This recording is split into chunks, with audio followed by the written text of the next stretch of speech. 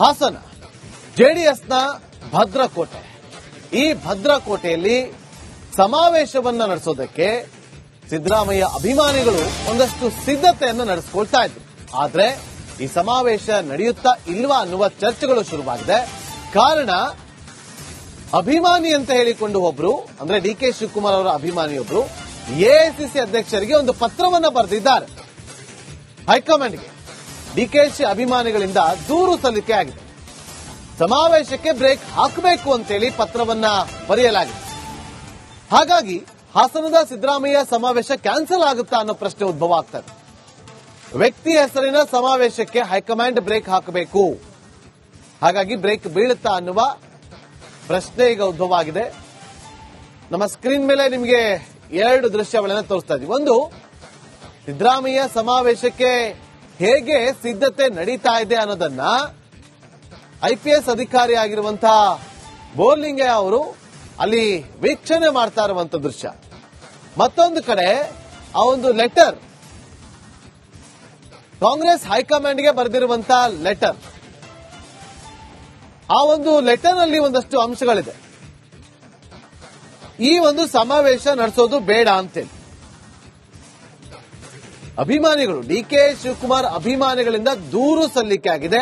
ಹಾಗಾಗಿ ಈಗ ರಾಜ್ಯ ಕಾಂಗ್ರೆಸ್ ಪಾಳ್ಯದಲ್ಲಿ Siddaramaiah fans versus D K Shivakumar fans ಅನ್ನುವಂತೆ ಚರ್ಚೆ ಶುರುವಾಗ್ತಾ ಇದೆ.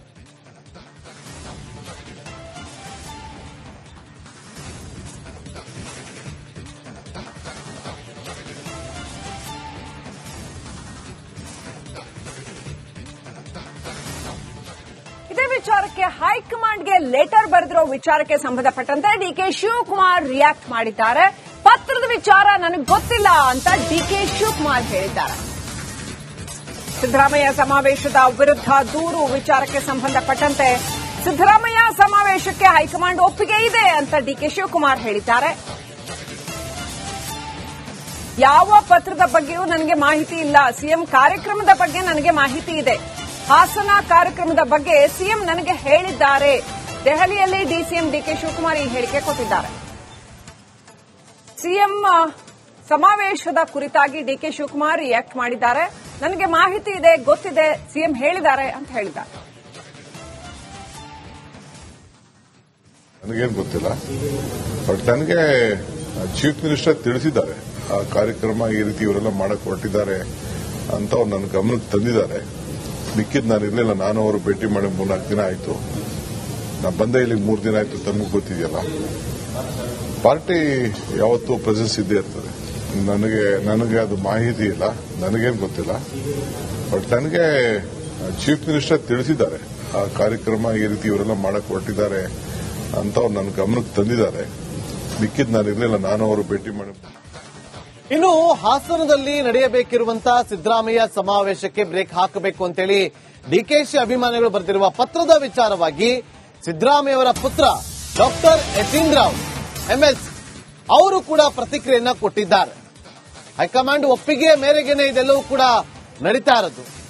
ಒಪ್ಪಿಗೆ ಇದೆ, ಹೈಕಮಾಂಡ್ ಕೊಟ್ಟಿದೆ.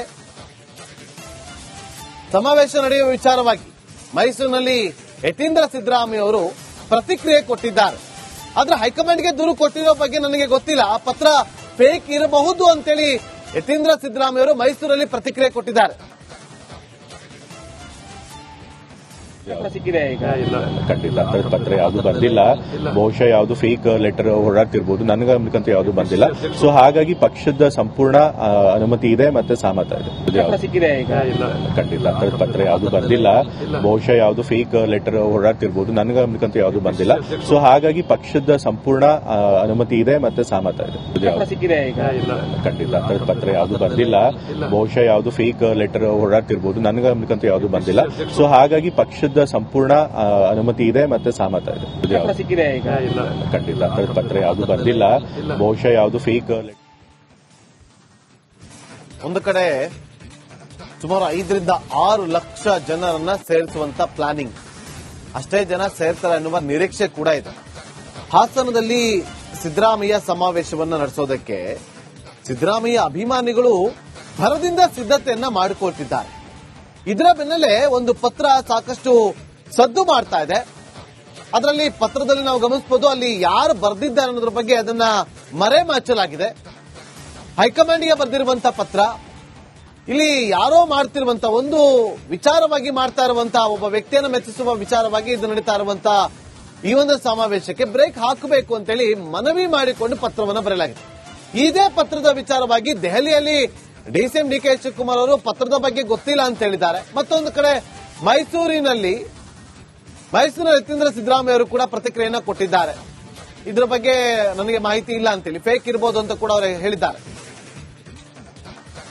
ಇದೇ ವಿಚಾರವಾಗಿ ಮಾಹಿತಿಯನ್ನು ಕೊಡೋದಕ್ಕೆ ನಮ್ಮ ಪ್ರತಿನಿಧಿ, ದೆಹಲಿ ಪ್ರತಿನಿಧಿ ನಟೇಶ್ ಹಾಗೆ ಹಾಸನ ಪ್ರತಿನಿಧಿ ಖುಷ್ವಂತ್ ಇಬ್ರು ಕೂಡ ನೇರ ಸಂಪರ್ಕದಲ್ಲಿ ಜಾಯ್ನ್ ಆಗಿದ್ದಾರೆ. ಮೊದಲಿಗೆ ನಟೇಶ್ ಬಳಿ ಹೋಗೋಣ. ನಟೇಶ್, ಕೆಪಿಸಿಸಿ ಅಧ್ಯಕ್ಷರಿಗೆ ನೀವು ಪ್ರಶ್ನೆಯನ್ನ ಕೂಡ ಮಾಡಿದ್ರಿ, ಆದ್ರೆ ಅವರಿಗೆ ಗೊತ್ತಿಲ್ಲ ಅಂತ ಹೇಳಿ ತಿಳಿಸಿದ್ದಾರೆ. ಹಾಗಾದ್ರೆ ಹೈಕಮಾಂಡ್ ನಿರ್ಧಾರ ಏನಾಗಿರುತ್ತೆ ಈ ವಿಚಾರವಾಗಿ? ಏನ್ ಚರ್ಚೆ ಆಗ್ತದೆ ದೆಹಲಿ ಅಂಗಳದಲ್ಲಿ?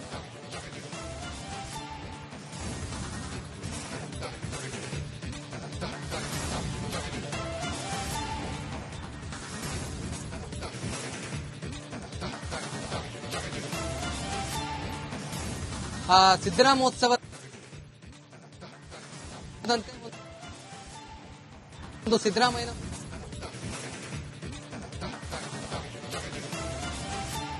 ಒಂದು ಸಮಾವೇಶಕ್ಕೆ ಇದೀಗ ಅಸಮಾಧಾನದ ಹೊಗೆ ಎದ್ದಿದೆ ಅಂತಾನೆ ಹೇಳಬಹುದು. ಈಗಾಗಲೇ ಮಲ್ಲಿಕಾರ್ಜುನ ಖರ್ಗೆ ಅವರಿಗೆ ಅಂದ್ರೆ ಎಐಸಿಸಿ ಅಧ್ಯಕ್ಷರಾದ ಮಲ್ಲಿಕಾರ್ಜುನ ಖರ್ಗೆ ಅವರಿಗೆ ಏನು ಪತ್ರದ ಮೂಲಕ ಈ ಒಂದು ಸಮಾವೇಶದ ಬಗ್ಗೆ ಅಸಮಾಧಾನವನ್ನು ವ್ಯಕ್ತಪಡಿಸಿ ಈ ಒಂದು ವಿಚಾರವಾಗಿ ಪತ್ರ ಬರೆದಿರುವಂತಹ ವಿಚಾರ ಏನಿದೆ, ಇದು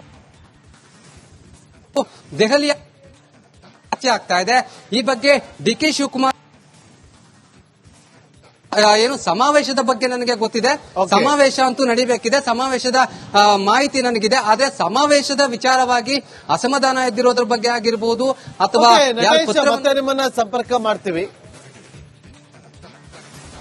ಖುಷ್ವಂತ್, ಈಗ ಒಂದು ಕಡೆ ಸಮಾವೇಶಕ್ಕೆ ಬರದಿಂದ ಸಿದ್ಧತೆ, ಮತ್ತೊಂದು ಕಡೆ ಸಮಾವೇಶ ನಡೀಬಾರದು, ಅದಕ್ಕೆ ಬ್ರೇಕ್ ಹಾಕಬೇಕು ಅಂತೇಳಿ ಪತ್ರ, ಇದೆಲ್ಲವನ್ನು ಗಮನಿಸಿದ್ರೆ ಏನ್ ಅನಿಸ್ತಾ ಇದೆ? ಅಂದ್ರೆ ಯಾವ ಕಾರಣಕ್ಕೋಸ್ಕರ ಸಮಾವೇಶ ನಡೀತಾ ಇದೆ, ಯಾವ ಕಾರಣಕ್ಕೋಸ್ಕರ ಪತ್ರವನ್ನ ಬರೆದಿದ್ದಾರೆ, ಇದೆಲ್ಲವನ್ನು ಕೂಡ ಗಮನಿಸಿದ್ರೆ ಏನ್ ಅನಿಸ್ತಾ ಇದೆ?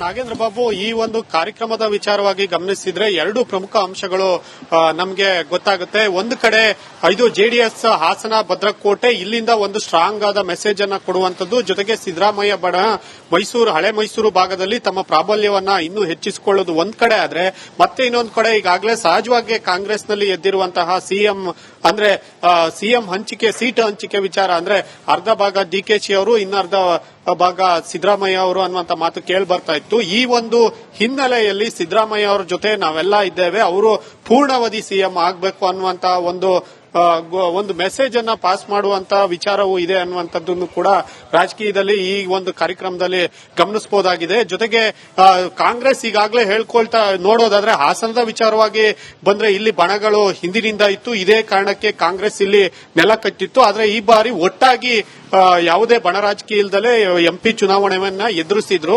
ಆದ್ರೆ ಮುಖ್ಯವಾಗಿ ಹೈಕಮಾಂಡ್ ಹೇಳಿದ್ದನ್ನ ನಾವು ಮಾಡ್ತೇವೆ ಅನ್ನುವಂತಹ ಒಂದು ಕಾಂಗ್ರೆಸ್ ಪಕ್ಷದಲ್ಲಿ ಸಿದ್ದರಾಮಯ್ಯ ಅವರ ಹೆಸರಿನಲ್ಲೇ ಆಗ್ತಿರುವಂತಹ ಕಾರ್ಯಕ್ರಮವನ್ನ ಸಹಜವಾಗಿ ಡಿಕೆಶಿ ಬಣ ಏನಿರಬಹುದು ಅವರ ಬೆಂಬಲಿಗರು ಕೂಡ ಅದನ್ನು ವಿರೋಧಿಸುವುದು ಸಹಜ. ಮತ್ತೆ ಹಾಸನದಲ್ಲೂ ಕೂಡ ಅಂತವ್ರು ಅಂದ್ರೆ ಡಿಕೆ ಪರವಾಗಿರುವಂತವ್ರು ಇರುವಂತದ್ದು, ಕಟ್ಟ ಬೆಂಬಲಿಗರು ಇರುವಂತದ್ದು. ಹಾಗಾಗಿ ಬಹುಶಃ ಈ ಪತ್ರ ಇಲ್ಲಿಂದಲೇ ರವಾನೆ ಆಗಿರಬಹುದು ಅನ್ನುವಂತ ವಿಚಾರವನ್ನ ನಾವು ತಳ್ಳಿ ಹಾಕುವಂತಿಲ್ಲ. ಹೀಗಾಗಿ ಇನ್ನೇನು ಕಾರ್ಯಕ್ರಮಕ್ಕೆ ಕೇವಲ 4 ದಿನ ಇದ್ದಾಗ ಈ ಒಂದು ಮಲ್ಲಿಕಾರ್ಜುನ್ ಖರ್ಗೆ ಅವರಿಗೆ ಈ ಪತ್ರ ತಲುಪಿರುವಂತದ್ದು ಸಾಕಷ್ಟು ಒಂದು ವಿಚಾರಕ್ಕೆ, ಈ ಕಾರ್ಯಕ್ರಮದ ವಿಚಾರಕ್ಕೆ ಒಂದು ಕಿಡಿಯನ್ನ ಹಚ್ಚಿದಂತೆ ಆಗಿದೆ. ಆದ್ರೆ ಈ ವಿಚಾರ ನನಗೆ ಕಾರ್ಯಕ್ರಮ ಆಗುವುದು ನನಗೆ ಗೊತ್ತಿದೆ ಅನ್ನುವಂತ ವಿಚಾರವನ್ನ ಈಗಾಗಲೇ ಡಿಕೆ ಶಿವಕುಮಾರ್ ಅವರೇ ಹೇಳಿರುವ ಹಿನ್ನೆಲೆಯಲ್ಲಿ ನಾಡಿನ ಕಾರ್ಯಕ್ರಮಕ್ಕೆ ಡಿಕೆ ಶಿವಕುಮಾರ್ ಅವರು ಬರ್ತಾರಾ ಅನ್ನುವಂಥದ್ದು ಇನ್ನೊಂದು ಕಡೆ ಇರುವಂತ ಪ್ರಶ್ನೆ. ಒಂದ್ ವೇಳೆ ಬಂದ್ರೆ ಅವರೆಲ್ಲ ಒಪ್ಪಿ ಸಾಂಗತ್ಯವಾಗಿ ಕಾರ್ಯಕ್ರಮ ಆಗುತ್ತೆ ಅನ್ನುವಂಥದ್ದು. ಯಾಕೆಂದ್ರೆ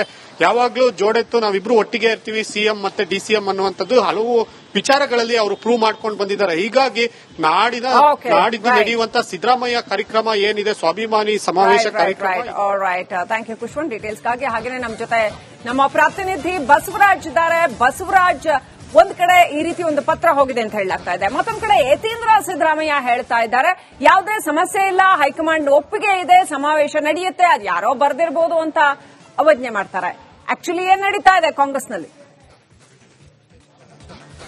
ಶ್ರೀಲಕ್ಷ್ಮಿ, ನೀವು ಗಮನಿಸಬಹುದು 2022ರಲ್ಲಿ ನಡೆದಂತಹ ಸಿದ್ದರಾಮೋತ್ಸವ ಕಾರ್ಯಕ್ರಮಕ್ಕೂ ಕೂಡ ಸಾಕಷ್ಟು ವಿರೋಧ ಪಕ್ಷದಲ್ಲೇ ಆಗಿತ್ತು.